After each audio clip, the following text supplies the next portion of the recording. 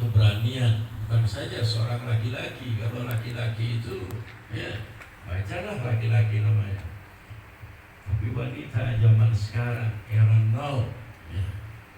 Kalau dulu kan kita yang menggoda ya, aduh kan begitu ya. Kita mencoba menggoda. Kalau sekarang mereka yang halo godain aku dong kan gitu. Ini zaman sekarang, sehingga banyak kemudian kecelakaan. Dan ketika itu terjadi, mereka jawabnya gampang, telaju. Yang pertama telaju, yang kedua kita begitu seterusnya ya, yang terus menerus. Nah ini kenapa? Karena saat kita masih di dunia ini, semuanya masih bisa kita atasi, masih bisa kita koreksi, masih bisa kemudian kita rubah. Tapi saat kita sudah di alam barzah, tidak ada lagi kemampuan kita untuk bisa merubahnya. Saat di dunia kita tidak bisa menyaksikan perbuatan-perbuatan mereka yang melanggar perintah Allah, larangan Allah, karena mereka tertutup jarak oleh kita. Tapi seseorang ketika sudah di alam barzah, meskipun anaknya lahir di Palembang, dia berbuat mesum nakal di Amerika, tetap tidak ada yang tersembunyi dari amal kita, dari pandangan, penglihatan, monitoring orang-orang tua kita yang telah meninggal. Dan mereka hanya punya satu ukuran, syariatnya Allah Subhanahu. Kalau di dunia kan kadang wajarlah itu pergaulan anak generasi milenial ya. Wajarlah mereka masa di rumah terus, mantap terus, sampai jadi jamur malah ya. Di dunia kadang ada orang tua seperti itu ya. Menjas, membenarkan apa yang dilakukan oleh putra bu. Tapi ketika di kuburan nggak ada lagi istilah begitu, nggak ada lagi istilah maklum anak muda, maklum era milenial, maklum nggak ada lagi. Yang ada adalah ukuran Allah, boleh atau tidak, halal atau haram. Ketika yang baik mereka lakukan, Allah perlihatkan kepada orang tua, ini pahala anakmu. Tapi ketika mereka melakukan hal yang dilarang oleh Allah, Allah pun menampakkan, ini penjara anakmu. Coba kita di sini saja yang tahu bahwa berapapun lamanya anak-anak di penjara karena kenakalannya, dan di sana tetap makan, tetap minum, tetap bisa tidur. Kita sebagai orang tua tidak lemah di rumah, mau tidur ingat anaknya di sel, ya. Mau makan ingat anaknya di pajo, ya. Nggak enak. Padahal mereka di sana masih makan.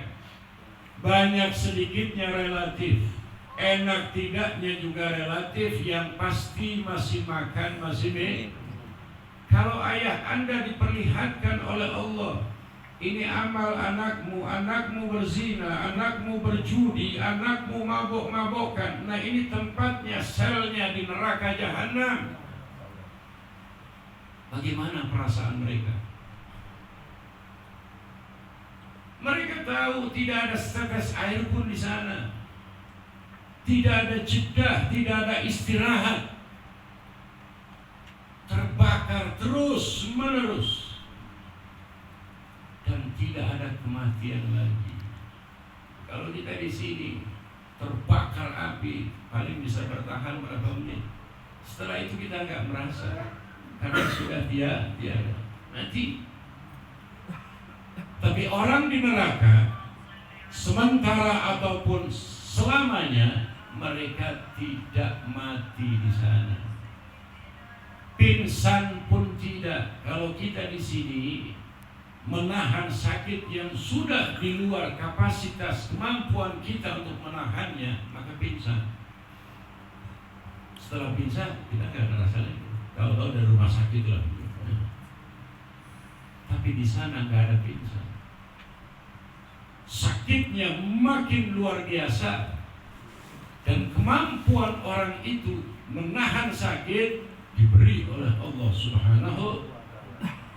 Sebagaimana ashabul jannah tidak tidur, tidak kencing, tidak buang BAB, makan terus.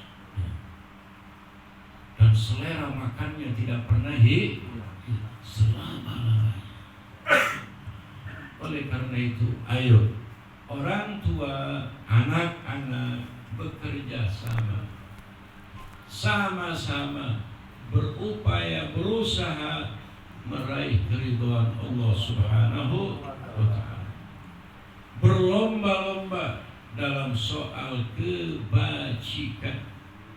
Karena setelah faslul khitab, setelah faslul qada, ketika seseorang telah divonis dan mendapatkan anugerah rahmat, maghfirah, keridhaan Allah Subhanahu wa ta'ala, itu asetnya kembali lagi. Kan begitu, orang ketika divonis tak gitu loh. Ya.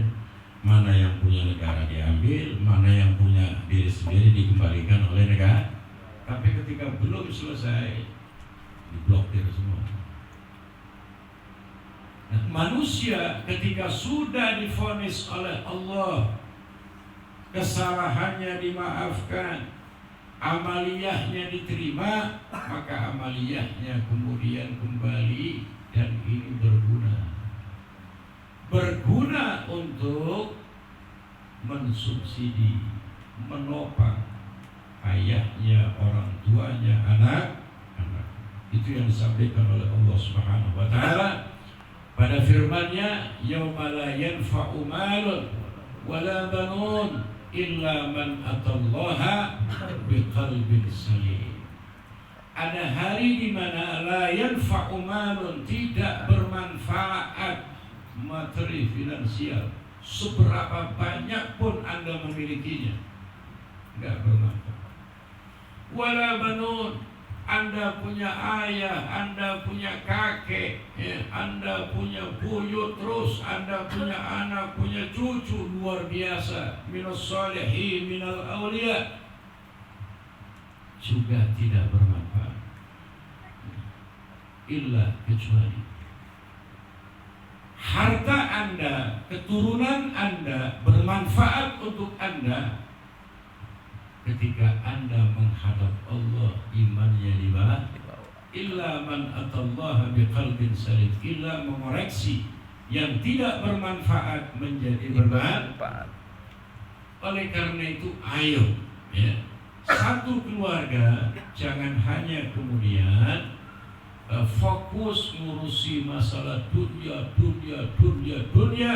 sementara keimanan anak-anaknya, keimanan cucu-cucunya sama sekali tidak sejelas kepemilikan hartanya.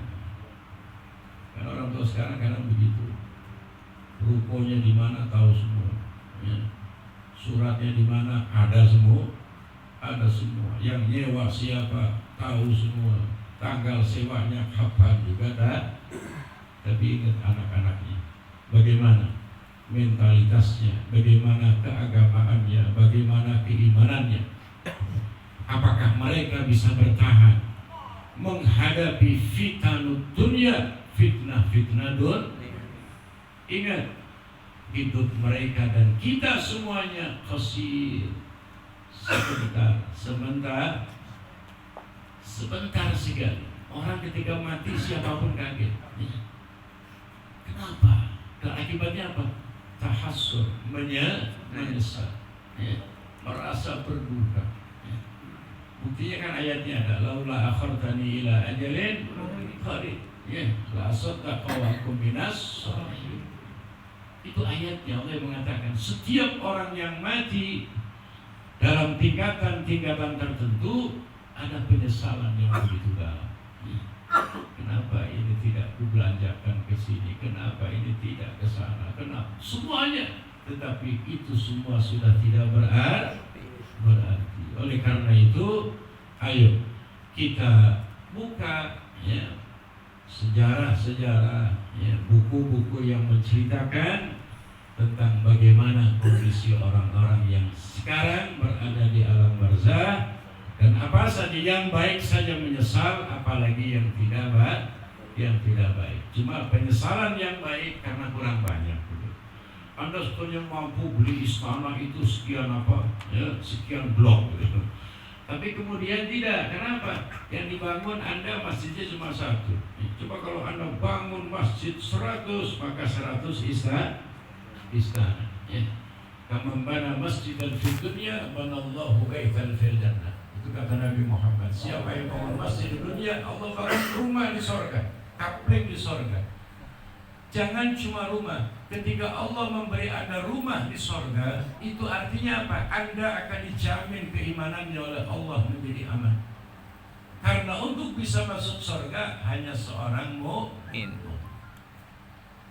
Itu, ya, efeknya begitu. Jadi efeknya adalah iman Anda selamat.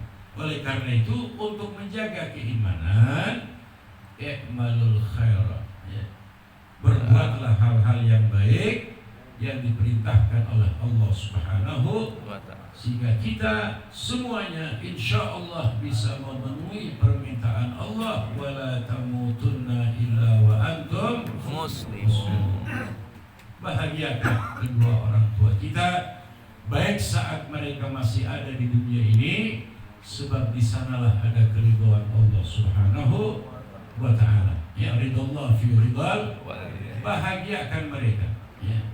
Apalagi setelah mereka sudah tiada, sekarang lebih dulu berada di alam barzah. Senangkan mereka dengan perilaku kita yang tidak menyimpang dari syariat. Jangan tinggalkan sholat, ya. Karena itu buat orang tua berduka.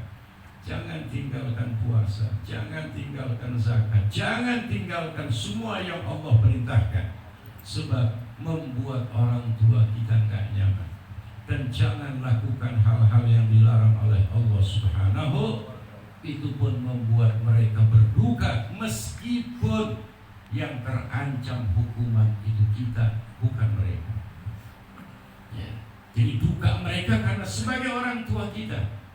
Orang tua manapun melihat anaknya sakit, ikut sakit, merasa sakit. Kalau tidak, itu namanya orang tuaan. Kalau orang tua betul, anaknya bahagia, dia bahagia. Walaupun yang merasakan kebahagiaan itu cuma anaknya menderita juga ikut menderita. Walaupun yang menderita sakit itu adalah anaknya. Semoga ini memanfaati kita bersama. Assalamualaikum warahmatullahi wabarakatuh.